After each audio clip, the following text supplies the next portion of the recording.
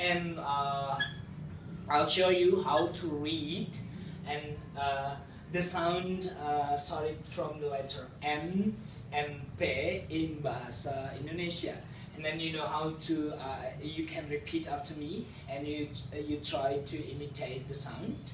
Okay, let's try.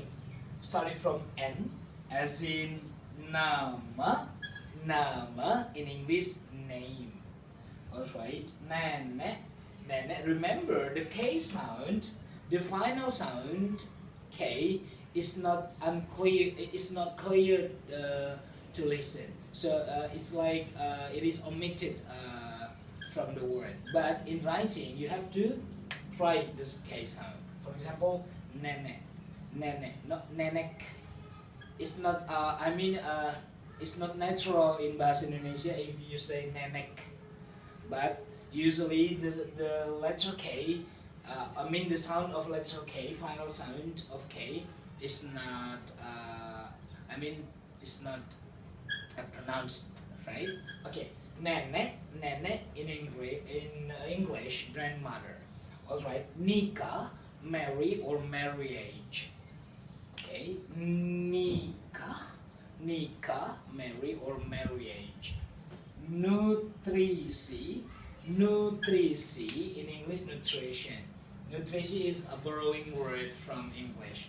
Nutrisi in English, nutrition. Nomor, nomor, number. Okay, let's practice more from the beginning. Nama, name. Nenek, nenek, grandmother. Nikah, marry or marriage. Nutrisi, nutrition. Nomor, number. Okay, let's move to the P sound in Bahasa Indonesia. As in, repeat after me. Pasar.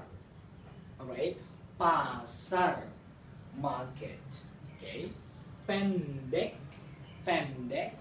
Okay, but remember sometimes the K sound in Bahasa Indonesia you have to practice more to listen again and again, because sometimes K sound in the word pendek it is clear to listen, pendek, not pendek.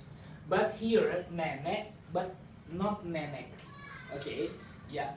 Sometimes I cannot explain more, but yeah. Sometimes if you want to, is it correct or incorrect? You just ask native speaker of Bahasa Indonesia, right? Alright. Pendek, pendek, short. Okay. Pijat, pijat, massage, right? Potong, potong, cut. Pusat, pusat, center. Okay, repeat after me from the beginning. Pasar, pasar, market. Pendek, pendek, short. Pijat, pijat, massage.